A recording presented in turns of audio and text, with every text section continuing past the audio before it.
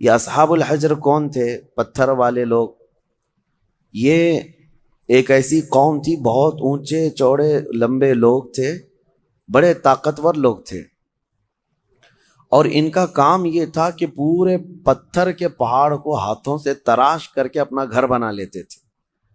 دوستوں، یہ معمولی آپ بات سن نہیں رہے ہے. ہیں مفتی سلمان یعنی پتھر اظہری کو صاحب کا ڈیزائن بہترین کرنا، بیان. تراشنا، اور اس دوستوں، کے اندر اگر جو یہ ہے بیان پسند آئے دروازے تو بنانا، ہماری کمرے چینل بنانا، آئینم سب خان پہاڑ کے اندر ریاکٹ ہی کو ہوتا تھا. سبسکرائب باقی ضرور کوئی کریں. چیز اینٹ سیمنٹ سے جس طرح دیواریں بنائی جاتی ہیں نہیں ہے. یہ وہ آج بھی ان کے بنائے ہوئے گھر میں موجود ہیں. مدائن صالح اس کو کہا جاتا ہے. سعودی عرب میں یہ شہر موجود ہے الاولا نام سے. اب ان لوگوں نے اس کو پکنک پوائنٹ بنا دیا ہے. پہلے وہاں کوئی جاتا نہیں تھا، لیکن اب ہر چیز میں پیسہ چاہیے تو اس کو بھی ٹورسٹ پلیس کے طور پر کھول دیا گیا ہے. تو یہ حضرت صالح علیہ السلام کی قوم ہے. حضرت صالح علیہ السلام کو اس قوم کی ہدایت کے لیے بھیجا گیا تھا. تو حضرت صالح علیہ السلام آئے. اس قوم کو قوم سمود بھی کہا گیا ہے. اکڑ بھی بہت تھی، گھمنڈ بھی بہت تھا. جتنے لمبے تھے اتنے گھمنڈ بھی تھے، متکبر تھے، اور وہ اپنے سامنے کسی کو بھی کچھ نہیں سمجھتے. وہ سمجھتے کہ سب سے زیادہ طاقتور ہم ہیں، اور بڑے فنکار لوگ تھے. تو جب حضرت صالح علیہ السلام ان کے پاس آئے اور ایمان کی انہیں دعوت دی، ایک تو وہ طاقتور تھے، پہاڑوں کو تراش کر گھر تو بنا لیتے، لیکن ایمان سے محروم تھے. حضرت صالح علیہ السلام نے ایک خدا کی طرف دعوت دی، اللہ کی عبادت کرو اور دوسرے بتوں کی پوجا، یہ فلاں فلاں چیزیں چھوڑ دو. انہوں نے کہا آپ جھوٹ بولتے ہیں، یہ سب چیزیں ہوتی نہیں. وَلَقَدْ كَذَّبَ أَصْحَابُ الْحِجْرِ الْمُرْسَلِينَ. کذب کا مطلب ہوتا ہے جھٹلا دیا. حضرت صالح علیہ السلام کو سیدھے سے انہوں نے نکار دیا، کہا کہ آپ نبی نہیں ہیں، آپ کوئی نبی ہیں، کوئی رسول ہیں. تو بہرحال حضرت صالح علیہ السلام کنٹینیو دعوت دیتے رہے. تو اس قوم نے کیا کہا جانتے ہیں؟ ہم تو اپنے ہاتھوں سے پہاڑ کو تراشتے ہیں تو گھر بن جاتا ہے. آپ اگر سچ میں اللہ کے نبی ہیں تو اس پہاڑ سے کوئی زندہ جانور نکال کر کے دکھا دیجیے. آپ پہاڑ کے یعنی پتھروں سے. تو حضرت صالح علیہ السلام کو چیلنج کیا تھا لوگوں نے. نبی صالح علیہ السلام ایک پتھر کے پاس آئے اور اس پتھر کو آپ نے ہاتھ مارا تو اس پتھر سے ایک اونٹنی پیدا ہوئی، اور وہ بھی حاملہ اونٹنی، چلتی تھی، پھرتی تھی، ساری چیزیں. آپ کو میں یہ بات بتا دوں کہ جانور سے جانور کا پیدا ہونا یہ نیچرل ہے، اور کسی پتھر سے ایک جاندار پیدا ہو جانا، اس کو کیا کہیں گے؟ یہ معجزہ ہے. اب یہاں پر میں رک کر کے آپ کو یہ بتا دوں، کچھ لوگ یہ کہتے ہیں یہ سب کہانیاں ہیں اسلام میں. جیسے ایتھسٹ، ان کے بہت اعتراضات ہیں کہ معجزہ ایسا کیسے ہو سکتا ہے، چاند کیسے پھٹ گیا. آپ کہتے ہیں یہ سب تو آپ کی بنائی ہوئی باتیں ہیں، یہ معجزے کو نہیں مانتے کہ نیچر کے خلاف ایسا نہیں ہو سکتا. ہم کہتے ہیں نیچرل چیز آپ کو یہ لگتی ہے، لیکن کچھ چیزیں ایسی ہوتی ہیں جس کو سپر نیچر کہا جاتا ہے. قانون سے بھی بڑھ کر کے کوئی چیز ہوتی ہے، قانون سے بڑھ کر کے، یعنی کوئی چیزیں ہیں دنیا میں، کچھ قانون ہے. میں آپ سے پوچھتا ہوں، گریوٹی کا قانون پتہ ہے نا؟ اکثر سارے بچے جو پڑھے لکھے ہیں وہ جانتے ہیں گریوٹی، یہ لا آف گریوٹی جس کو کہتے ہیں. کوئی بھی چیز اوپر جائے گی تو زمین کی طرف نیچے گر جائے گی. ہاں، ایک چھوٹی سی بھی چیز، ابھی اس کو میں انگوٹھی کو ادھر چھوڑوں تو کیا یہ رکھی کھڑی رہے گی؟ قانون کیا ہے گریوٹی کا؟ جو لا آف گریوٹی، ہر چیز زمین اس کو کھینچتی ہے. کشش ثقل اس کو کہتے ہیں، ہر وزنی چیز کو زمین اپنی طرف کھینچ لیتی. یہ قانون ہے، لا آف گریوٹی ہے. لیکن اس کے برخلاف بھی تو ہم دیکھ رہے ہیں ہزاروں کلو کے وزن کی ایروپلین ہوا میں اڑتی ہے، اس کو زمین کیوں نہیں کھینچ لیتی؟ یہ کچھ لا آف گریوٹی سے بڑھ کر کے کوئی انسان ہی نے بنایا نا، اور دنیا اس کو ایکسپٹ کر رہی ہے. ہونا تو یہ چاہیے پانی میں ایک چھوٹا سا تنکا بھی ڈال دو، کیا ہوگا؟ پانی میں اندر چلا جائے گا۔ لیکن ہزاروں ٹن وزن لے کر کے کچھ شپ، کچھ جہاز پانی پر ایسے ہی تیرتے ہوئے جاتے ہیں، انسانوں کو بھی لے کے چل رہے، سامان کو بھی لے کے چل رہے۔ تو قانون جو ہے اس سے ہٹ کر کے بھی تو کچھ چیزیں ہوئی ہیں نا، دنیا میں ہو بھی رہی ہیں۔ تو معجزہ جو ہوتا ہے وہ سپر نیچر ہے، اور یہ بھی اللہ کے نبیوں سے ہے۔ جب لوگ ان سے مطالبہ کرتے ہیں تب اللہ تعالیٰ اپنے نبی کو یہ اختیار دیتا ہے، اور وہ نبی اپنی طاقت سے ایسا معجزہ دکھاتے ہیں۔ اب پتھر سے اونٹنی کا پیدا ہونا یہ معجزہ ہے۔ ان کو، بعض لوگوں کو یہ ہضم نہیں ہوگی بات اور سمجھ میں نہیں آئے گی۔ ان سے کہو اگر سمجھ میں آ جائے تو معجزہ ہی نہیں ہے۔ اگر سمجھ میں آ جائے، معجزہ وہ ہے جو عام انسان کی سمجھ میں نہ آئے۔ عام انسان کی سمجھ میں نہ آئے وہ کیا ہے؟ معجزہ ہے۔ حضرت صالح علیہ السلام نے کر کے دکھایا۔ اب وہ اونٹنی چرتی بھی تھی، آتی بھی تھی، یہ صاف نشانی دیکھ رہے تھے وہ لوگ، کفار و مشرکین۔ لیکن ہوتا ہے نا کچھ لوگ جو انت بھکت ہوتے ہیں، گوبر بھکت ہوتے ہیں، ان کو ہزار صاف نشانیاں دکھیں، نہیں، نہ ایمان لانا نہیں ہے۔ انکار کر دیا انہوں نے، کہا کہ یہ نہیں ہو سکتا۔ تو حضرت صالح علیہ السلام کی اونٹنی چرتی تو رہی، اور اس کے بعد ہوا یہ کہ وہ جو گاؤں کا تالاب تھا، جب وہ اونٹنی اس میں پانی پینے جاتی تو پورا پانی پی جاتی۔ تو اب ان کو ڈر لگنے لگا کہ ہمارے مویشی، ہمارے جانور کہاں پانی پئیں گے، تو وہ دشمنی کر بیٹھے اللہ کی اونٹنی سے۔ اس کو ناقۃ اللہ کہا ہے قرآن میں، ناقۃ اللہ، اللہ کی اونٹنی ہے۔ تو اب پھر اس کی دشمنی کرنے لگے۔ حضرت صالح علیہ السلام نے ڈرایا، یہ اللہ کی نشانی ہے، اس کے ساتھ چھیڑ چھاڑ کرو گے تو اللہ کا عذاب آئے گا، اس اونٹنی کو کچھ نہ کرنا۔ ہاں پانی کی ضرورت ہے، میں باری لگا دیتا ہوں، ایک دن یہ اونٹنی پانی پیے گی، ایک دن تمہارے جانور پانی پیے گی۔ اس طرح باری لگی، سب کو پانی ملتا تھا، لیکن اس کے باوجود یہ قوم سمود جو غرور اور گھمنڈ میں مبتلا تھے، انہوں نے ایک دن حضرت صالح علیہ السلام کی اس اونٹنی کو پکڑا اور تیر مار کر کے اس کو قتل کر دیا، اس کو مار دیا۔ جب اونٹنی جیسی ہی ختم ہو گئی، اللہ کا عذاب آنا تھا۔ وہ کیا کہتے تھے پتہ ہے؟ ہمیں پتہ ہے عذابات کا آپ جو ڈر سناتے ہیں، اگر نوح علیہ السلام کی قوم پر جیسے عذاب آیا تھا، کیا آیا تھا؟ طوفان، پانی بھر گیا تھا۔ اگر آسمان سے بارش بھی نازل ہو، طوفان بھی آئے، تو ہمیں کچھ فرق نہیں پڑے گا، کیونکہ ہم بہت اونچے پہاڑوں پہ رہتے ہیں، پتھر کے پہاڑ اس کے اندر رہتے تھے، پہاڑ تو نہیں بہیں گے۔ دوسری چیز، اگر لوط علیہ السلام کی قوم پر جیسے عذاب آیا پتھر برسنے کا، اگر وہ بھی آ جائے تب بھی ہمارے پہاڑوں جیسے گھروں پر کچھ بھی اثر نہیں ہوگا۔ کون سا عذاب؟ اگر بہت تیز ہوائیں بھی آئیں تو پہاڑوں کو اٹھا کے تو نہیں لے جا سکتی۔ یہ پورا ایک ایک پہاڑ 2000 3000 فٹ اونچے پہاڑ ہیں، آج بھی جا کے دیکھ سکتے ہیں آپ۔ اتنے اونچے اونچے پہاڑوں کو تراش دیتے تھے اور گھر بنا کر اس میں رہتی، کہ ہوائیں بھی اس کو نہیں اڑا سکتی۔ تو طوفان کا عذاب، پتھر کی بارش کا عذاب، یا پھر ہواؤں کا عذاب کیا آئے گا؟ وہ چیلنج کرتے تھے حضرت صالح علیہ السلام کو۔ حضرت صالح علیہ السلام نے اللہ کی بارگاہ میں عرض کی کہ مولا، میں نے جو دعوت دینی تھی ان کو دے دی، اور یہ سرکشی پر اتر آئے ہیں۔ تو اللہ تعالیٰ نے عذاب جو بھیجا وہ کیسا عذاب تھا؟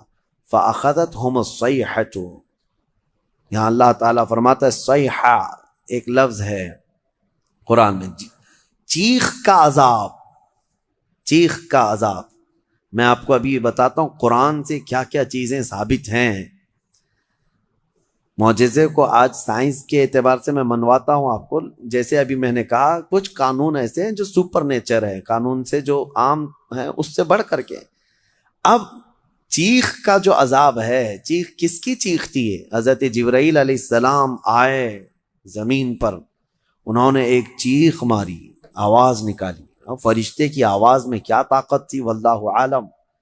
وہ آواز جب پھیلتی گئی تو اتنی تیز آواز تھی کہ یہ اپنے گھروں میں، پہاڑوں جیسے پتھروں کے گھروں میں جہاں تھے، اس آواز کی وجہ سے ان کا بھیجا نکل کر کے کانوں سے باہر آ گیا۔ اور وہ جہاں تھے وہیں پڑے کے رہ گئے. آواز کو برداشت نہیں کر سکتا آدمی. اب میں آپ کو بتاؤں، دنیا چیخ کے عذاب کو دیکھ چکی ہے، تبھی جا کر کے یہ بم والی جو آج کیفیت ہے کئی جگہوں پر، جو بارود بم وغیرہ جو بنائے گئے، اس میں ہوتا کیا ہے؟ صرف آگ نہیں لگتی ہے بلکہ اس میں آواز ہے، اور جتنی تیز آواز ہوتی اتنی تیز ہلاکت ہوتی ہے. جتنے بم بنائے جاتے ہیں، ایٹم بم ہوں یا اور بھی دوسرے، اس میں بہت سخت قسم کی آواز، جب وہ بم پھٹتا ہے تو یہ آس پاس کی چیزیں جو ٹوٹتی ہیں یہ بارود کی وجہ سے نہیں ٹوٹتی، صرف اس آواز کی وجہ سے ٹوٹتی ہیں. آواز کے اندر یہ طاقت ہے. کبھی آپ ڈی جے کو بجتے ہوئے دیکھتے ہوں گے، جب بہت تیز ساؤنڈ ڈی جے والے لگاتے ہیں تو ہمارے گھر کی کھڑکیاں ہلنے لگ جاتی ہیں. آپ محسوس کرنا، کبھی آپ کے گھروں کے سامنے سے اگر کوئی ڈی جے جانے لگ جائے تو گھر کے برتن بھی ہلنے لگ جائیں گے. ان کو کون ہلا رہا ہے؟ برتنوں کو کون ہلا رہا ہے؟ کھڑکیوں کو کون ہلا رہا ہے؟ آواز میں اتنی طاقت ہے. یہ تو ڈی جے بہت شارٹ قسم کی آواز ہے جس کو آج آپ سن سکتے ہیں، لیکن جو بم کی آواز ہے اس کو آپ کے کان نہیں سن سکتے. اور یہ دنیا کی بنائی ہوئی آوازیں ہیں، اس سے کئی ہزار گنا زیادہ ایک فرشتے کی آواز میں طاقت ہے. جب وہ آواز آئی ہوگی تو پھر انسانوں کا کیا حشر ہوا ہوگا. تو صرف چیخ کی وجہ سے وہ پوری قوم ہلاک ہو گئی، سب اپنے گھروں میں پڑے رہ گئے، وہ عذاب الہی کے شکار ہو گئے. یہ ان کا ذکر اس سورے میں آیا ہے. ان کو اصحاب الحجر کہا گیا ہے. یہ پتھر والی قوم ہے. اے گھمنڈ میں مبتلا لوگو، آج تمہیں اگر ایسا لگتا ہو کہ میرے پاس بہت کچھ ہے اور میں بچ جاؤں گا، تو اصحاب الحجر نہیں بچ سکے. وہ اپنے پہاڑ جیسے گھروں کے اندر مردہ پڑے رہ گئے. قیامت بھی جو قائم ہونی ہے نا، وہ بھی آواز پہ ہی قائم ہونی ہے. آواز، یہ آج دنیا کو اچھی طرح سے پتا ہے کہ ساؤنڈ کے اندر کتنا پاور ہے، اور آواز کے ذریعے سے ہی پوری دنیا کو ختم کیا جائے گا. کیسے؟ حضرت اسرافیل علیہ السلام سور پھونکیں گے. سور ایک باجے جیسی شکل کی ایک چیز ہے. یہ اسرافیل علیہ السلام ایک فرشتے ہیں اللہ کے، وہ ہاتھ میں لے کر کھڑے ہیں انتظار میں کہ جب مولا کا حکم ہوگا اس کو بجائیں گے. جیسے ہی اس کو پھونکنے لگیں گے دنیا میں آواز پھیلے گی. پہلے ہلکی ہلکی ہلکی ہوتے ہوئے وہ آواز اتنی بڑھ جائے گی کہ لوگ پہلے اس آواز کو سنتے ہوئے بے ہوش ہو جائیں گے. پھر اسی آواز پر پوری دنیا کی موت ہو جائے گی. ایک بھی باقی نہیں رہے گا، ایک بھی باقی نہیں رہے گا. اس سور کی آواز پر سارے کے سارے پورے روئے زمین پر جتنے انسان ہیں وہ سب کے سب مر جائیں گے. یہ قیامت قائم ہونے کا منظر ہے. پھر اللہ تبارک و تعالی زمین میں زلزلے پیدا فرمائے گا، اور پھر یہ پہاڑ سب پورے اڑنے لگ جائیں گے. زمین ختم کر دی جائے گی، ساری چیزیں ختم کر دی جائیں گی. پھر اللہ تبارک و تعالی جو میدان قیامت قائم فرمائے گا، پھر اس میں سارے انسانوں کو جمع کرے گا. تو سور پھونکا جائے گا، اور سور کی آواز بہت تیز ہوگی. لیکن الحمدللہ آپ نہ گھبرائیں، ہمارے اوپر نہیں آنی ہے قیامت، کیونکہ فرمایا گیا قیامت جو ہے کسی بھی مومن پر نہیں آئے گی. اس وقت کوئی مومن باقی نہیں رہے گا، مسلمان نہیں رہے گا. قیامت جو سور پھونکی جائے گی اور اس وقت جو سارے لوگ ہلاک ہوں گے، اس میں ایمان والے لوگ نہیں رہیں گے. ایمان والے بہت پہلے ہی دنیا سے جا چکے ہوں گے. اب آپ اندازہ کرو، جب سارے ایمان والے ختم ہو جائیں تبھی قیامت کو آنا ہے، اور جب تک مومنین زندہ ہیں قیامت نہیں آئے. یہ روایات سے ثابت ہے. تو بہرحال سور کی بھی آواز ہی ہے، آواز کا پاور ہے، اور قیامت بھی اسی میں قائم ہونی ہے. اب اس کے بعد دوسری سورہ ہم نے تلاوت کی ہے، سورہ نحل. سورہ نحل شہد کا ذکر آیا ہے. اللہ تعالیٰ فرماتا ہے، اللہ کی نشانیوں میں سے ہے یہ بھی، یخرج من بطونها شراب مختلف الوانہ فیہ شفاء للناس. شہد کی مکھی کا ذکر ہے کہ اللہ تبارک و تعالی اس کے منہ سے ایک ایسے رس کو نکالتا ہے جو دنیا کی سب سے میٹھی چیز ہے، اور اللہ فرماتا اس میں لوگوں کے لیے شفا ہے۔ کس میں؟ شہد میں۔ شہد میں شفا ہے، اس کی گارنٹی قرآن سے ہے۔ اللہ نے فرمایا الگ الگ رنگ کے پھولوں سے یہ مکھی چوس کر کے آتی ہے رس، اور اپنے چھتے میں لا کر چھوڑ دیتی ہے، اور اس کے بعد اس میں مٹھاس آتی ہے، اور غضب کی مٹھاس، اس کی مٹھاس کا مقابلہ کوئی نہیں کر سکتا۔ جو اوریجنل مٹھائی ہے وہ شہد ہے دنیا میں، باقی سب چیزوں کو چھوڑ دیں، سب بنی ہوئی ہیں، لیکن اوریجنل جو مٹھاس ہے وہ صرف شہد کی ہے۔ اس کا ذکر کیوں ہے؟ دو جانوروں کا اللہ نے ذکر فرمایا، ایک گائے کا، یعنی دودھ دینے والی جو بھی ہے، اللہ فرماتا ہے کہ ہم دودھ کہاں سے نکالتے ہیں، دودھ کہاں سے آتا ہے؟ قرآن فرماتا ہے من بین فرث و دم، گوبر اور خون کے بیچ سے۔ گائے چارہ کھاتی ہے، اس کے بعد اس کو جگالی کر کے وہ ہضم کرتی ہے، اور اس کا وہ فضلہ بن جاتا ہے، اور اسی سے تھوڑا خون بھی بنتا ہے۔ خون اور اس کے گوبر کے بیچوں بیچ سے دودھ کو اللہ نکالتا ہے۔ اللہ فرماتا ہے من بین فرث و دم لبنا خالصا، خالص دودھ نکلتا ہے، نہ اس میں گوبر کا اثر آتا ہے، نہ خون کا اثر آتا ہے، اور نہ ہی کسی گائے کو چیر کر کے دیکھ لو کہ کوئی فلٹر اندر رکھا ہوا ہے۔ کون سی مشین لگی ہوئی ہے؟ کون سی مشین لگی ہوئی ہے کہ اس دودھ کو صاف کر کے، یعنی اس میں خون کے ذرات ہیں تو الگ کر دے، گوبر کے ذرات ہیں تو الگ کر دے؟ میاں رنگ بھی نہیں آتا اور نہ ہی مزہ آتا ہے۔ دودھ کے اندر کبھی خون کا مزہ آیا؟ دودھ کے اندر کبھی گوبر کا مزہ آیا؟ نہ مزے کو اللہ ملنے دیتا ہے، نہ اس کے اثر کو، نہ اس کے رنگ کو ملنے دیتا ہے۔ اور قرآن میں اللہ فرماتا ہے کہ ان دونوں کے بیچ سے خالص دودھ کو نکالتا ہے اللہ تعالیٰ، اور یہ پینے والوں کے لیے پیٹ بھرنے والی غذا ہے۔ ایک اس کا ذکر ہے اس جانور کا، اور دوسرا مکھی کا، کہ مکھی جو ہے یہ عبرت کی چیز ہے، شہد کی مکھی۔ اللہ کرے کہ آپ کو کبھی ڈنک نہ مارے، کبھی ڈنک نہ مارے۔ اگر یہ مارتی ہے تو زہر چڑھتا ہے، جسم پھول جائے گا، چہرے پہ اگر کاٹ لے، کئی لوگوں کا اس میں انتقال بھی ہوا، موت بھی ہوتی ہے۔ اگر کئی مکھیاں مل کر کے کاٹ دیں آدمی کو شہد کی، آدمی مر سکتا ہے، زہر ہے۔ سمجھ میں نہیں آتا، وہ زہریلی مکھی ہے، اور پھولوں کا جو رس چوستی ہے اس میں سے آپ بھی چوس کے لا کے اپنے گھر میں تھوک کے دیکھو۔ گلاب کو چوس لو، موگرے کو چوس لو، چمیلی کو چوس لو، اور اپنے گھر کے ایک کٹوری میں تھوک کے دیکھو، بدبو ہی آئے گی۔ اور پھولوں کا رس تو کڑوا ہی ہوتا ہے، لیکن وہ مکھی زہریلی خود بھی ہے اور چوستی کڑوے پھولوں کا رس ہے، اور لا کر کے چھتے میں جب ڈالتی ہے تو نہایت ہی شیریں، نہایت ہی میٹھی چیز۔ اب اللہ تبارک و تعالیٰ فرماتا ہے کون ہے جو اس میں مٹھاس پیدا کرتا ہے؟ کون ہے؟ اس کو مٹھاس پیدا کرنے والا کون ہے؟ وہ خالق کائنات ہے، جو پھولوں کو رنگ دیتا ہے اور شہد کی مکھی کے منہ میں مٹھاس دیتا ہے۔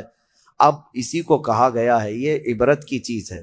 ویسے آپ کو میں یہ بات بھی بتا دوں، وہ ڈنک مارے تو زہریلی، لیکن تھوک دے اپنے چھتے میں تو وہ شفا والی غذا ہے۔ ایک ہی منہ سے دو چیزیں کیسے؟ اتنا زہر بھی ہے کہ کاٹے تو مر جائے، اور اتنا ہے کہ اپنے گھر میں چھوڑے تو بیماروں کو شفا بھی ہو جائے۔ ایک ہی مکھی کے اندر یہ دو چیزیں۔ اعلیٰ حضرت فاضل بریلوی رضی اللہ تعالیٰ عنہ کی یاد آتی ہے، آپ نے فرمایا گستاخان رسول کو، وہ فرماتے ہیں اعلیٰ حضرت ظالموں میں شہد کی مکھی کی طرح ہوں۔ اعلیٰ حضرت اپنے آپ کو کہتے ہیں میں شہد کی مکھی کی طرح ہوں، جس کی مٹھاس کا بھی جواب نہیں، جس کے ڈنک کا بھی جواب نہیں۔ وہ اپنوں کے لیے میٹھا رس دیتا ہے اور ظالموں کے لیے وہ ڈنک بھی مارتا ہے۔ اعلیٰ حضرت نے اپنے لیے مثال میں فرمایا شہد کی مکھی کی طرح۔ لیکن میں آپ کو ایک روایت یہ بھی بتاؤں، اس شہد کی مکھی کے اندر جو مٹھاس آتی ہے، اتنی مٹھاس کیسے؟ فرمایا کہ یہ جب پھولوں کا رس چوستی ہے تو پھولوں کا رس چوس کر اپنے گھر جانے تک یہ حضور پاک پر درود پڑھتی ہے۔ اور اس درود کی برکت ہے حضور پاک صلی اللہ تعالی علیہ وسلم کے کہ اس کے منہ میں مٹھاس پیدا ہوتی ہے۔ اللہ تعالی ہمارے منہ میں مٹھاس پیدا فرمائے۔ مسلمان ہونے کے ناطے آپ یہ مجھے بتائیں، جہنم سے بچنا، دوزخ سے بچنا ممکن ہے کہ ناممکن ہے؟ ناممکن تو نہیں۔ جہنم سے کیونکہ اللہ تعالیٰ نے ہمیں بتایا ہے کہ تم اگر برے کام نہیں کرو گے تو جہنم میں تھوڑی نہ جانا ہے۔ تو یہاں کچھ پریکاشن سے، کچھ احتیاط سے جہنم سے بچا جا سکتا ہے کہ نہیں؟ اب دیکھو ہماری یہاں پر الٹ پھیر کیسے ہے زندگی میں، جو امپاسبل ہے موت سے بچنا، اس کے لیے ہم دوڑ بھاگ بہت کرتے ہیں، کوشش بہت کرتے ہیں کہ کسی طرح بچ جائے۔ یہ دوائیاں کرانا، ساری چیزیں تو اسی لیے تو ہے نا، موت سے بچنے کے لیے۔ موت سے بچنا ناممکن ہے، پھر بھی بچنے کی انسان بہت کوشش کرتا ہے، جبکہ جہنم سے بچنا ممکن ہے، پاسبل ہے، اس سے بچنے کی ایک کوشش بھی کیوں نہیں کرتا؟ وہاں پر کوشش ہونی چاہیے۔ اب میں اگر آپ کو سنا دوں چند آیتیں، اس کے بعد سوائے دعا کے ہمارے پاس کوئی ہاتھ ہی نہیں ہے۔ قرآن کی چند آیتیں میں آپ کے سامنے رکھتا ہوں، مفہوم آیتوں کا رکھتا ہوں جلدی جلدی میں، کہ جہنم کا ایک خاکہ میں آپ کو بتا دوں کہ ہے کیا یہ چیز جہنم۔ پہلے قرآن کی آیتیں اگر آپ سن لیں کہ قرآن پاک میں اس کو اللہ تعالیٰ نے کس طرح سے بیان کیا ہے، بہت ساری جگہ آپ آیتیں بھی پڑھتے ہیں، سورتیں جو آپ کو یاد ہوں گی، ان سورتوں میں بھی کئی جگہ جہنم کا ذکر آیا ہے۔ وَيْلٌ لِّكُلِّ ہُمَزَةٍ، یہ جو سورہ ہے اس میں پورا جہنم کا تذکرہ ہے۔ آپ دیکھیں جہنم کی آگ کا تذکرہ، یہ ساری چیزیں آئی ہیں۔ اب قرآن پاک میں اللہ تبارک و تعالیٰ نے جو فرمایا، اس میں سورہ یونس کی ایک آیت جس کا مفہوم میں بتا رہا ہوں، جہنم کو دیکھتے ہی کافروں کے چہرے کالے سیاہ ہو جائیں، کأنما اغشیت وجوہہم قطعا من اللیل مظلما۔ دیکھتے ہی جہنم کو، جب جہنم کو لایا جا رہا ہوگا تو چہرے جو ہے بالکل کالے پڑ جائیں گے، سیاہ پڑ جائیں گے۔ اچھا، جہنم کوئی ایک کنویں کا نام نہیں ہے۔ جہنم کتنی بڑی ہے یہ میں اگر آپ کو بتا دوں تو اندازہ کریں، جہنم میں جس کو ڈالا جا رہا ہے نا، جو جہنمی، اس کے ایک کندھے سے دوسرے کندھے تک جو چوڑائی ہے، وہ ایک تیز گھوڑا 40 دن دوڑے تب طے ہوگی۔ جہنمی، ایک جہنمی، جہنم کی بات نہیں کر رہا ہوں، جس انسان کو ڈالا جا رہا ہے دوزخ میں، اس کو اتنی بڑی شکل بنا کر کے ڈالا جائے گا۔ اب آپ اندازہ کریں، ایک جہنمی جب اتنا بڑا اس میں گر رہا ہے، تو جو لاکھوں کروڑوں کی تعداد میں جو جہنم میں گر رہے ہوں گے، تو پھر جہنم کتنی بڑی ہوگی، اس سے اندازہ کر سکتے ہیں آپ۔ اس کے طبقات ہیں، وادیاں ہیں، عذابات ہیں، کیسے کیسے عذابات ہیں، ان کے ذکر بھی قرآن پاک کے حوالے سے آئے ہیں۔ رسول پاک صلی اللہ تعالیٰ علیہ وسلم کی حدیثوں سے بھی یہ جو ملتا ہے۔ اب یہ دیکھیں، سنیں، جہنم کے ایک احاطے کی 2 دیواروں کے درمیان، صرف ایک سائیڈ کی بات کر رہا ہوں، پورے جہنم کی نہیں، ایک احاطے کی 2 دیواروں کے درمیان 40 سال کی مسافت لگے گی۔ اگر طے کرنا چاہے کوئی تیز رفتار سواری تو وہ 40 سال کی مسافت صرف اس کا ایک کارنر ہے جہنم۔ اور یہ بھی حدیث پاک میں ملا ہے کہ حضور پاک صلی اللہ تعالیٰ علیہ وسلم تشریف فرماتے، صحابہ بیٹھے تھے، ایک اچانک دھماکے دار آواز آئی۔ صحابہ نے پوچھا، رسول پاک صلی اللہ تعالیٰ علیہ وسلم نے ارشاد فرمایا، آج سے 70 سال پہلے ایک پتھر جہنم کے منہ سے گرایا گیا تھا، وہ اب جا کر کے اس کے نیچے لگا ہے، تہ میں جا کر پہنچا ہے۔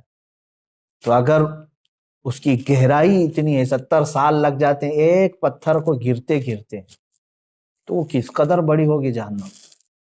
جب جہنم کو لایا جا رہا ہوگا، اس کو زنجیریں پہنا کر کے، کڑیاں ڈال کر کے فرشتے لا رہے ہوں۔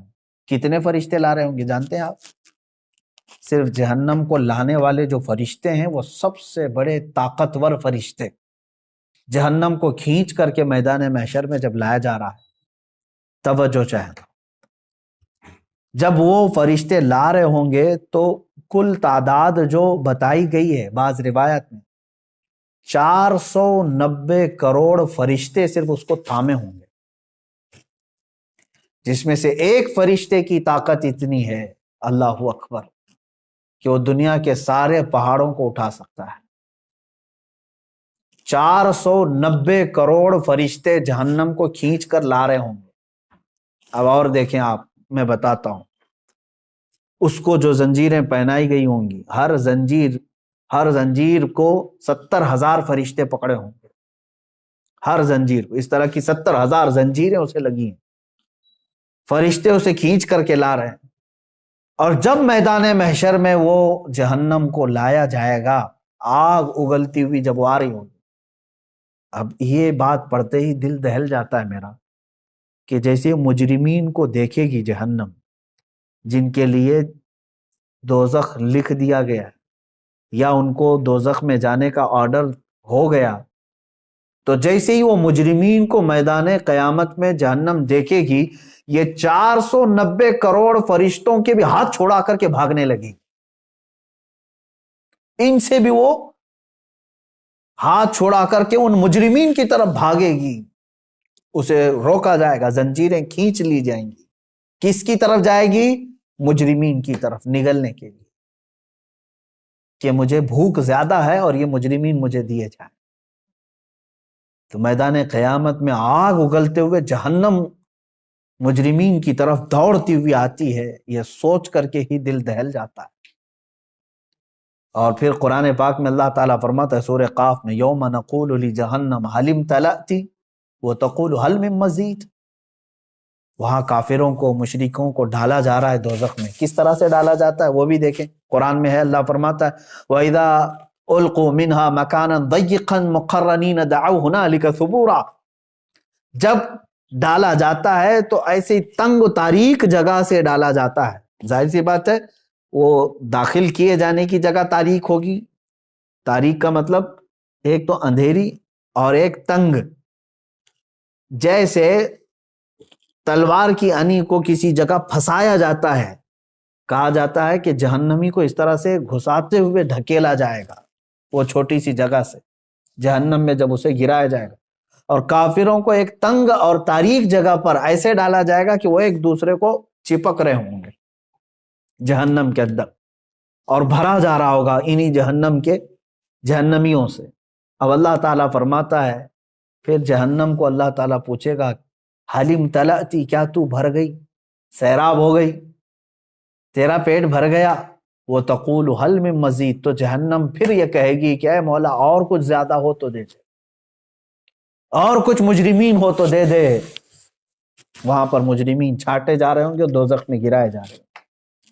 میرے عزیزو، جہنم کا تذکرہ یہ عام بات نہیں ہے۔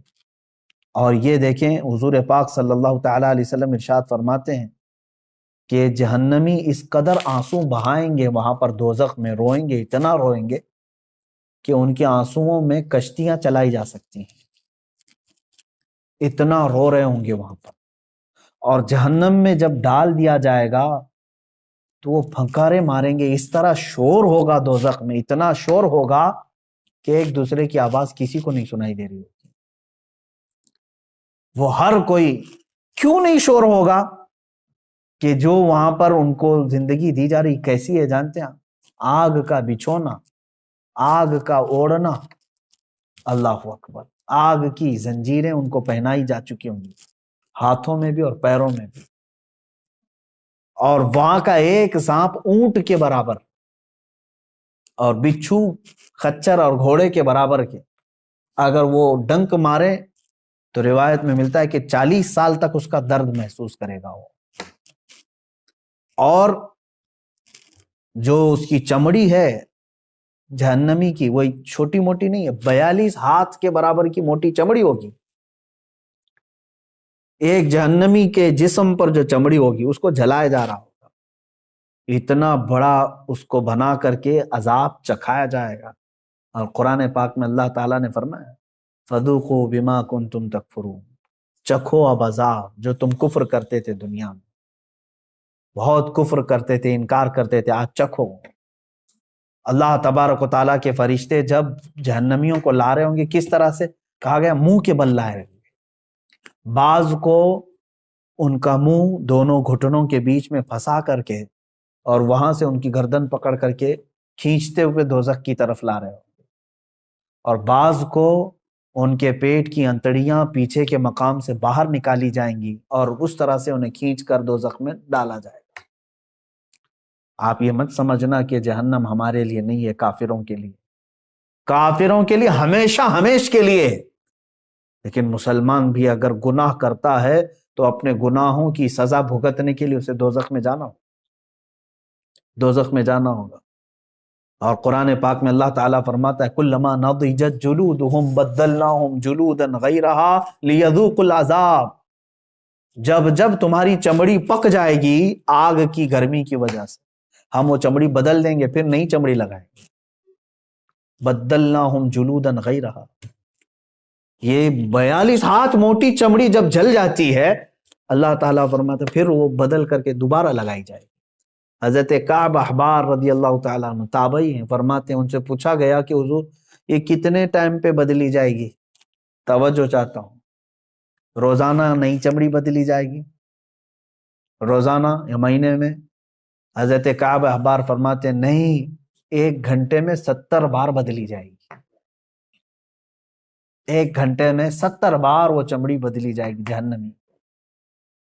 اب وہ جب چیخ و پکار کر رہے ہوں گے تو بھوک کی وجہ سے اور پیاس کی وجہ سے، جہنم کا کھانا اور پانی بھی تو سن لو، اس کا بھی ذکر قرآن پاک میں آیا ہے، شجرۃ الزقوم۔ قرآن پاک میں اللہ تعالیٰ نے فرمایا تھوہڑ کا ایک درخت، بہت ہی کانٹے دار پھل، ایک جہنم کا ایک درخت ہے، اس کا پھل دیا جائے گا۔ کہا گیا اس پھل کا ایک دانہ اگر دنیا میں گرا دیا جائے تو سارے جانور اور انسان مر جائیں اس کی کڑواہٹ سے، وہ ایک پھل کا، اس کی کڑواہٹ۔ اور وہ جو پھل دیا جائے گا جہنمی کو کھانے کے لیے، بھوک کی شدت کی وجہ سے وہ کھائے گا، لیکن جیسے ہی وہ پھل کھائے گا اس کے کانٹے اس کے حلق میں اٹک جائیں گے اور باہر نکل چکے ہوں گے، نہیں اندر جائیں گے۔ وہ کہے گا کہ مجھے پانی پلایا جائے، پانی بھی مائے حمیم، شرب الہیم، سورہ واقعہ پڑھو تو رونگٹے کانپ جاتے ہیں۔ اللہ تبارک و تعالیٰ فرماتا ہے ھذا نزلہم یوم الدین، آج تمہاری مہمان نوازی اسی پانی سے کی جائے گی۔ وہ کون سا پانی؟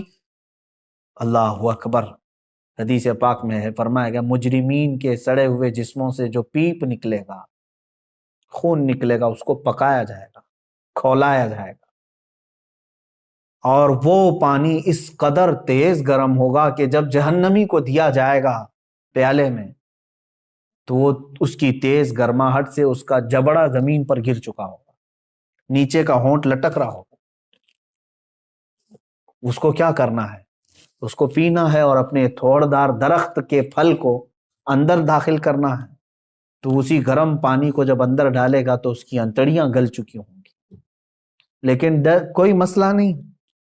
آپ سوچتے ہوں گے ارے اتنا سخت عذاب، آگ کا بچھونا، آگ کا اوڑھنا، درخت ایسے، پھل ایسے، بچھو ایسے، سانپ ایسے، تو پھر مرتا کیوں نہیں؟ قرآن میں اللہ نے وہ بھی فرمایا، سورۃ الاعلیٰ کی آیت ہے، اللہ فرماتے ثم لا يموت فیہا ولا یحیا، جہنم کا عذاب ایسا ہے کہ یہ دوزخ نہ کسی کو زندہ رکھے گی نہ کسی کو موت دے گی، موت بھی نہیں آنی، مر بھی نہیں سکتے۔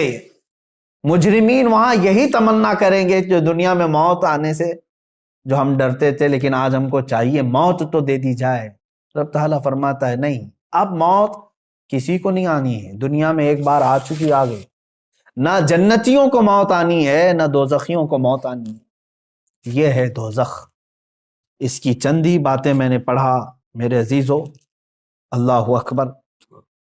ایک حدیث پاک ہے مسند احمد کی، یہ بھی حدیث سن لے، میرے آقا صلی اللہ علیہ وسلم سے مروی ہے، جہنمیوں کے سر پر اس قدر کھولتا ہوا گرم پانی ڈالا جائے گا کہ وہ سر میں چھید کر کے پیٹ میں پہنچ جائے گا۔ اگر اوپر سے پانی گرایا جائے تو سر میں سے سوراخ کرتے ہوئے پیٹ میں گر جائے گا، اور پیٹ میں جو کچھ ہو اسے کاٹ ڈالے گا، اور یہ سب کچھ پیٹ سے نکل کر قدموں میں آ گرے گا۔ اللہ اکبر۔ اور یہ جہنمیوں کو ایک اور عذاب ہے، پہاڑ چڑھنے کا عذاب، صعود، ایک پہاڑ ہے، کہا جائے گا کہ اس پہاڑ کو طے کرو، چڑھو، وہ پہاڑ چڑھنے میں انہیں 40 سال لگ جائیں گے، پھر انہیں اتارا جائے گا اور پھر کہا جائے گا پھر پہاڑ چڑھو۔ تو کچھ لوگوں کو یہ پہاڑ چڑھنے کا عذاب دیا جائے گا، یہ قرآن پاک میں بھی ذکر ہے، 70 سال لگ جائیں گے پہاڑ چڑھنے میں۔ جہنمیوں کو مارنے کے لیے جو لوہے کے گرز وہاں پر ہیں اتنے وزنی ہیں کہ سارے انسان اور جنات ملا کر کے بھی اسے اٹھا نہیں سکیں، لیکن وہ فرشتے جو عذاب دینے والے فرشتے ہیں وہ سخت ہیبت ناک شکل میں جہنم میں موجود ہوں گے، جو عذاب دے رہے ہوں گے، اور بے رحم، بالکل کسی پر رحم نہیں کھائیں گے۔ حدیث پاک میں یہ بھی ہے، جہنم کے دروازے پر عذاب دینے والے 4 لاکھ فرشتے موجود ہوں گے، جن کے چہرے بڑے ہیبت ناک اور سیاہ، اس قدر وہ جسیم کے دونوں کندھوں کے درمیان پرندے کی 2 ماہ کی مسافت کا فاصلہ ہوگا، اتنے بڑے بڑے فرشتے وہاں پر موجود ہوں گے۔ یہ چند تذکرے میں نے احادیث سے کیے، قرآن کی بہت ساری آیتیں ہیں۔ اللہ تبارک و تعالیٰ نے جو ارشاد فرمایا، کافروں کے لیے جہنم کا عذاب، جہنم کی آگ جہنمیوں کے چہرے کا گوشت جلا ڈالے گی اور ان کے جبڑے باہر نکل آئیں گے۔ جہنم کی آگ لوگوں کو چکنا چور کرے گی، جہنم میں کافروں کا بند کر کے اوپر سے دروازے بند کر دیے جائیں گے، جہنم میں کافر شور مچائیں گے۔ یہ سب قرآن پاک کی آیتوں کا مفہوم میں نے بتایا۔ اب سنو، جہنم میں جانے والے 2 طرح کے لوگ ہوں گے، ایک کفر کر کے جا رہے ہیں، کفر یا شرک کر کے جا رہے ہیں، یعنی خدا کا دنیا میں انکار کیا تھا، یا تو پھر ضروریات دین میں سے کسی کا انکار کیا تھا جس کی وجہ سے کافر ہو کر کے مرا۔ یہ جو جانے والوں کی کیٹیگری ہے، یہ ہمیشہ کے لیے جائیں گے دوزخ میں، 100 سال، لاکھ سال، کروڑ سال، نہیں پتا، نان اینڈنگ، اس کے بعد انہیں وہاں سے نہیں نکالا جائے۔ دوسری جماعت وہ ہے جو مومن تو تھے، مسلمان تو تھے، لیکن گناہوں میں ملوث تھے، رب تبارک و تعالیٰ کی نافرمانیوں میں ملوث تھے، نمازیں چھوٹی ہوئی ہیں، زکوٰۃ دیے ہوئے نہیں ہیں، روزے نہیں رکھے ہیں، لوگوں کو خیرات نہیں کرتے تھے۔ سورہ مدثر کی آیت ہے، بہت سارے جو مسلمان جہنم میں جائیں گے، ان سے پوچھا گیا عن المجرمین ما سلککم فی سقر یتساءلون عن المجرمین، آپس میں مجرمین پوچھتے ہیں تو کیوں آیا دوزخ میں؟ تو اکثر کا جواب کیا ہے؟ قالوا لم نک من المصلین، اکثر مسلمان جو دوزخ میں ہوں گے کہتے ہیں ہم نماز نہیں پڑھتے تھے۔ جن کی نمازیں باقی رہ گئی، یاد رکھ لینا دوزخ تمہارے انتظار میں ہے۔ روایات میں یہ بھی لکھا گیا ہے کہ بے نمازی کا نام جہنم کے دروازے پر لکھا جا چکا ہے، جو نماز ترک کر کے بیٹھا ہوا ہے۔ تم نے تھوڑی سی بستر کی نیند کے لیے یہ عشاء کی اتنی میٹھی نماز کو ترک کر دیا، اپنے رب کے حضور جھکنا تمہارے لیے بوجھل ہو گیا، تم ٹی وی کے سامنے، موبائل کے سامنے گھنٹوں بیٹھے رہ گئے، اپنے رب کے حضور 3 بار سبحان ربی الاعلیٰ کہنے کے لیے سر نہیں جھکا سکے۔ سر میں کیا ہو گیا تھا؟ بیماری آ گئی تھی، ہتھوڑا پڑ گیا تھا۔ کتنے لوگ ایسے ہیں جو اپنے رب کو بھولے بیٹھے ہیں اور نمازوں سے غافل ہیں۔ ہر ایک کے کھاتے میں پیچھے پلٹ کر کے دیکھو تو تمہاری نمازیں باقی ہیں میرے عزیز، اور تم اللہ کے حضور جانے والے ہو۔ آخرت کا سفر بہت قریب ہے تمہارا، اور اس سفر پر جانے والا مردہ کبھی واپس نہیں آتا، اور نہ ہی تم سے کہنے کے لیے کوئی آئے گا کیا تم نے اور ہم نے اپنے ماں باپ اور اپنے بھائیوں کو نہیں دفن کیا ہے؟ ہمارے بڑوں کو اپنے کندھوں سے اٹھا کر لے جا چکے، ہم قبروں میں دبا کر کے آ گئے اور ان کو اللہ کے حوالے چھوڑ کر کے آئے۔ مجھے یہ بتاؤ کہ قبر میں ان کو کیا چاہیے کیا نہیں چاہیے، کبھی آج آ کر کے انہوں نے بتایا ہم کو؟ اسی سے سمجھ لو کہ جس دن تم بھی جاؤ گے، تم بھی بتانے کے لیے اپنے بیٹوں کے پاس کبھی نہیں آنے والے۔ تم پر کیا گزرے گی وہاں پر تم کسی سے کہہ نہیں سکو گے۔ جو کچھ ہے اپنا حساب صاف کر لو میرے عزیزو، ورنہ جہنم کا عذاب انتظار میں ہے۔ اب سوچو، اب یہ ایک روایت میں بتاتا ہوں، جب کافروں کو اللہ تبارک و تعالیٰ دوزخ میں ڈالے گا، اللہ کفر سے محفوظ رکھے۔ یہ اتنی بڑی نعمت تمہارے پاس ہے ایمان کی، ڈرتے رہو، اے اللہ آج تو نے مجھے ہدایت دی ہے، میری موت تک اس پر مجھے قائم رکھ۔ میں سمجھتا ہوں دنیا کی سب سے بڑی دعا یہی ہے کہ اللہ ایمان پر خاتمہ کر دے۔ اگر وہ ایمان پر موت ہوئی ہے تو سب کچھ ٹھیک ہے، بخشش کی امید ہے، قیامت کے دن سفارش سے بخشے جا سکتے ہیں۔ لیکن کفر پر موت ہوئی تو حضور پاک صلی اللہ علیہ وسلم بھی سفارش نہیں کریں گے، کوئی نبی نہیں، کوئی نبی شفاعت نہیں کرے گا، نہ سفارش کرے گا۔ گنہگاروں کے لیے سفارش ہے، کافروں کے لیے نہیں ہے۔ اب جب وہ دوزخ میں ڈالے جائیں گے، دوزخ کے جو داروغہ ہیں فرشتے، ان کا نام مالک ہے، حضرت مالک علیہ السلام۔ یہ فرشتے دوزخ کے داروغہ ہیں، دروازے پر ہوں گے، اور بہت سخت ترین ہیبت ناک شکل کے ساتھ جب لوگوں کو اندر ڈھالا جائے گا، وہ چیخ و پکار کریں گے بہت، یہاں تک کہ پکارتے پکارتے ان کے 1000 سال ہو چکے ہوں۔ کس کو پکاریں گے؟ حضرت مالک کو۔ کہتے ہیں کہ ہمارے رب سے ہماری بات کرا۔ 1000 سال کے بعد حضرت مالک پوچھتے ہیں، کیا تم کیا کہنا چاہتے ہو جہنمی ہو؟ یہاں عذاب میں گرفتار یہ جہنمی 1000 سال تک پکارتے رہے، تب ان کا جواب دیتے ہیں تو سارے جہنمی کہتے ہیں بس ہمارے رب سے ہماری بات کرا دو، ایک بار اللہ سے ہماری بات کرا دو۔ فرشتہ تو کوئی رحم کرنے کو تیار ہی نہیں ہے، فرشتے کچھ نہیں ہیں، جتنا ان کو آرڈر دیا گیا ہے اتنا پورا کر کے رہیں گے۔ وہ اپنی جانب سے نہ کسی کو معاف کریں گے، نہ کسی کو ہلکا کریں گے۔ تو حضرت مالک فرماتے ہیں اللہ رب العزت جلال میں ہے اور قہر میں ہے، میری بات کرنے کی جرات نہیں ہے۔ پھر 1000 سال تک وہ پکارتے رہیں گے۔ دوسرے 1000 سال کے بعد حضرت مالک پھر پوچھتے ہیں کیا چاہیے؟ تو کہتے ہیں کہ اپنے رب سے ہماری بات کرا دو، اللہ سے بات کرا دو۔ حضرت مالک کہتے ہیں میں رب تبارک و تعالیٰ کی بارگاہ میں گزارش کروں گا، لیکن میری جرات نہیں ہے ابھی۔ پھر 1000 سال گزر گئے۔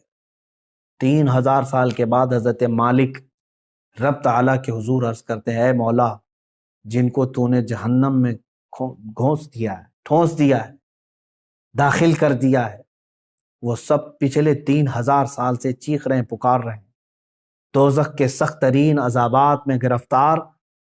اللہ تبارک و تعالیٰ فرماتا ہے وہ کیا چاہتے ہیں؟ حضرت مالک فرماتے ہیں مولا وہ کہہ رہے ہیں کہ تجھ سے بات کرنا چاہتے ہیں، رب تبارک و تعالیٰ تجھ سے وہ کلام کرنا چاہتے ہیں۔ اللہ تبارک و تعالیٰ نے جلال میں اعلان فرمایا، اے مالک ان سے کہہ دو آج کے بعد نہ رب تعالیٰ ان کا خدا نہ ان کی طرف دیکھنا چاہتا ہے، نہ ان سے بات کرنا چاہتا ہے۔ فی ناری جہنم و فیہا خالدون، دوزخ کے عذاب میں وہ جا چکے اور ہمیشہ کے لیے رہنے والے، اب بات چیت کا وقت نہیں۔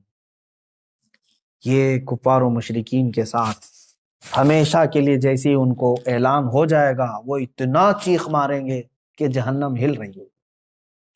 میرے عزیزو، انہی کے چیخ و پکار اور عذابات کے درمیان کچھ گنہگار بھی ہوں گے۔ اسی لیے آپ دیکھیں پورے رمضان المبارک کی تراویح جب پڑھتے ہیں تو آپ کو شاید ہو سکتا ہے جہاں پر بھی پڑھتے ہوں، اکثر تو میں نے دیکھا ہے، ہمارے ہاں تو رواج یہی ہے، ہر 4 رکعت پر ہم دعا یہی کرتے ہیں، اللہم اجرنا من النار، اللہم اجرنا من النار۔ یہ کیا چیز ہے؟ ہم اللہ کی بارگاہ میں کہتے ہیں اے اللہ مجھے جہنم سے بچا لے، اے اللہ مجھے جہنم سے بچا لے، اے اللہ مجھے جہنم سے بچا لے۔ آج ہر مومن کو چاہیے کہ یہ آخری عشرہ جہنم سے آزادی کا عشرہ ہے، تم سو کر کے نہ گزارو بلکہ اسے پکارو۔ ہاں ایک بات یہ بھی ہے کہ اس کا وعدہ ہے کہ ان راتوں میں اللہ تعالیٰ بے حساب بندوں کی بخشش کرتا ہے، جہنم سے آزادی کا انہیں پروانہ دیتا ہے، جا فلاں کا بیٹا آزاد ہے، فلاں کا بیٹا آزاد ہے۔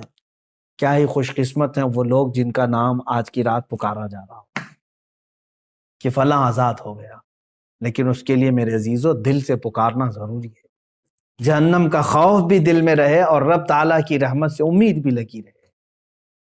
اور حضرت سفیان ثوری رضی اللہ تعالیٰ عنہ کا وہ قول مجھے یاد آتا ہے، آپ فرماتے تھے اے اللہ، ایک تابعی ہیں، تابعی صحابہ کو جنہوں نے دیکھا وہ تابعی بڑے نیک، ان کی بہت ساری عبادتیں، لیکن کیسے کہتے ہیں دیکھو، اللہ کی بارگاہ میں یوں عرض کرتے ہیں اے اللہ میرے اعمال کے حساب سے میں تیری جنت الفردوس کا لائق تو نہیں، میں تیری جنت میں جانے کا اہل تو ہوں نہیں، لیکن اے مولا تیری دوزخ کا عذاب سہنے کے قابل بھی نہیں، میں ایسا کمزور کہ دنیا کے مچھر کے کاٹنے پر بھی لگ جاتا ہوں، تیرے دوزخ کے ہولناک عذابات کا سامنا کیسے کر پاؤں گا؟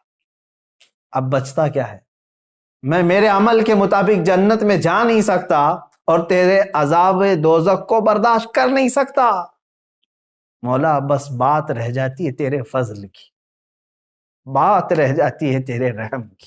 سال پہلے بغیر کسی سونوگرافی کے، بغیر کسی چیر پھاڑ کے جب بتا رہا ہے، تو آج بھی ان لوگوں کو عقل میں نہیں آتی بات کہ آخر یہ باتیں قرآن میں آئی کیسے؟ اس وقت نہ سائنس کا وجود، نہ کسی مشین کا وجود۔ تو محمد عربی صلی اللہ تعالی علیہ وسلم کی زبان سے جو کلمات نکلے وہ ان کے اپنے نہیں ہیں، یہ خلاق کائنات کے کلمات ہیں۔ جس نے پوری کائنات کو پیدا کیا اسی نے یہ تمام چیزیں بیان کیا۔ آج ہی کے بارے میں ہم نے دو بہت اہم آیتیں تلاوت کی ہیں، وہ ہمارے لیے بہت ہی ہمت والی آیتیں ہیں۔ اللہ فرماتا انا نحن نزلنا الذکر وانا لہ لحافظون، بے شک ہم نے ہی قرآن کو اتارا ہے اور ہم ہی اس کی حفاظت کرنے والے ہیں۔ اللہ کا وعدہ ہے، یہ 26 لے کر کے جو بیٹھے ہوئے ہیں یہ پاکھنڈی مر جائیں گے، قرآن کا کچھ نہیں کر سکیں گے، کچھ نہیں کر سکیں گے۔ قرآن برسوں سے اسی طرح محفوظ ہے۔ اچھا ایک بات میں آپ کو بتا دوں، ایک جاہل بدتمیز قسم کا ایتھیسٹ اٹھا سوال کرتا ہے، کافی پہلے کی بات ہے، کہا کہ کہتے قرآن کو اللہ ہی حفاظت کرتا ہے، اللہ ہی حفاظت کرتا ہے، لے جا کر کے اس نے ہاتھ سے جلا دیا۔ کہا میں جلایا، قرآن تو بچا نہیں۔ یہ ایسی ہی پاگل ہے جیسے نمرود نے کیا تھا۔ حضرت ابراہیم علیہ السلام نے کیا کہا تھا نمرود سے؟ میں اس خدا کی عبادت کرتا ہوں جو موت بھی دیتا ہے، حیات بھی دیتا ہے۔ تو اس نے کیا کیا؟ جیل سے 2 قیدیوں کو نکالا اور ایک کو مار ڈالا اور ایک کو آزاد کیا، کہا میں بھی زندگی اور موت دیتا ہوں۔ یہ ایسی ہی پاگل ایتھیسٹ ہے۔ اس نے قرآن کو جلا کر کے یا ختم کر کے کہا کہ یہ کہاں بچ سکا؟ نادانو، قرآن کا مطلب یہ اوراق نہیں ہے، یہ فنا ہے، یہ چیزیں ورق جو ہے یہ دنیا کی بنی ہوئی ہے۔ ہم اس ریولیشن کو مانتے ہیں جو قرآن نازل ہوا ہے، جو نفس مضمون ہے، وہ کبھی فنا نہیں ہوگا، وہ کبھی ختم نہیں ہوگا۔ وہ علم الہی ہے، وہ اللہ کی صفت ہے، وہ اللہ کی صفت ہے۔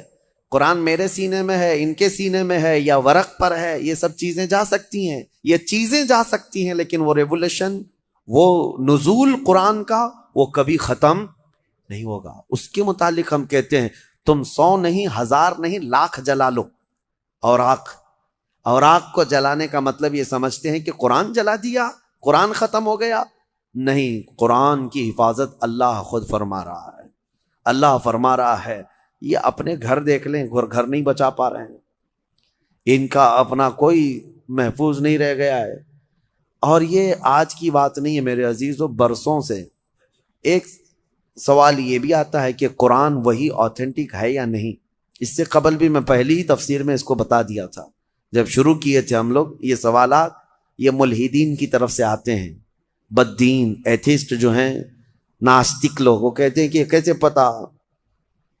ہم نے یہی کہا کہ اگر اس کے خلاف تمہارے پاس کوئی ثبوت ہے کہ کوئی دوسرا بھی قرآن تھا تو لا کے دکھا دو۔ 1400 سال سے کہاں سوئے ہوئے تھے سارے لوگ؟ ایک ہی قرآن کیوں ہے پوری دنیا میں جو الحمدللہ سے شروع ہوتا ہے والناس پہ ختم ہوتا ہے؟ وہ کہیں کا بھی ہو، امریکہ کا ہو، انڈیا کا ہو، افریقہ کا ہو، پاکستان کا ہو، عرب کا ہو، کہیں پر بھی جاؤ قرآن آپ کو یہی ملنے والا ہے۔ حتیٰ کہ ہمارے درمیان سینکڑوں فرقے ہو گئے ہوں گے، ہر فرقے میں قرآن یہی ہے، یہی قرآن ہے۔ شیعوں کے ہاں بھی، دیوبندیوں کے ہاں بھی، اہل حدیث کے ہاں بھی، چاہے جتنے بھی مکاتب فکر دنیا میں ہیں، فرقے ہیں، سب کے پاس قرآن یہی ہے، یہی قرآن ہے۔ تو کوئی الگ قرآن کیوں نہیں ملتا؟ یہ ان کے لیے سب سے بڑا سوال ہے کہ اتنے تواتر تک، یعنی لاکھوں لوگوں کا ایک چیز پر جمع ہونا دنیا میں محال ہے، کوئی ایک تو اگینسٹ ہوگا۔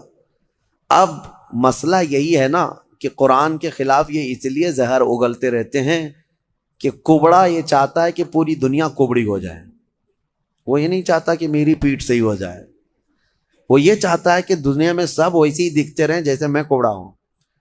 ہاں خود کے گھروں کی کتابوں کا حال تو یہ ہے کہ بیچارے یہاں ایک الگ پبلش ہوتی ہے، وہاں ایک الگ پبلش ہوتی ہے، سب کے روایتیں بدلی ہوئی ہیں، اس کا مضمون الگ ہے، اس کا مضمون الگ ہے۔ السلام علیکم ورحمۃ اللہ وبرکاتہ۔ دوستوں، امید ہے یہ بیان آپ کو بہت زیادہ پسند آیا ہوگا۔